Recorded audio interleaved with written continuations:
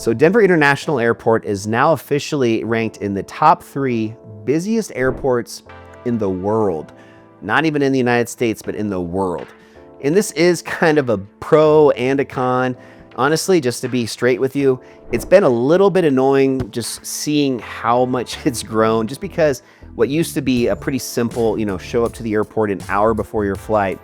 Nowadays, you really do have to get to the airport 2 hours ahead minimum, even if you're just doing a short domestic flight, just because you never know. And this airport is so big that there have been times where I get, there a little bit later than I should have, and it's a race to the gate just to make sure I catch my flight.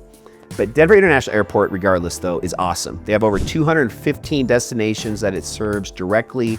There's just a ton of just amenities out there at the airport now when it comes to just convenience. And it's just a beautiful airport. So I think Denver International Airport is so nice also because it's so close to a lot of the neighborhoods and places that people choose to live. If you guys are not that familiar with Denver and you're looking at Denver on a map, Denver International Airport is just a little bit to the north and a little bit slightly to the east of like downtown Denver. And there's been so much growth over the last 20 years as I've kind of seen since I graduated high school back in the late 90s, early 2000s. Since then, I've really seen this big shift in where a lot of the new homes are being built. And a lot of these areas are close to Denver International Airport.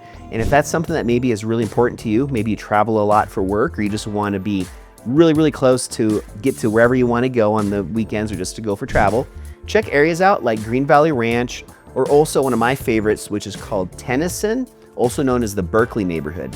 So these are areas that are just a little bit to the north of downtown Denver, making it even closer, where it's really only a 15 or 20 minute drive to the airport. But even like right now, I live down in southwestern Denver in an area called Littleton. It's pretty far away from the airport, but even for me, it's under an hour, usually about 45 minutes. And in fact, you can even get there a little bit quicker if you want to spend $10 to $15 on a toll road known as E470.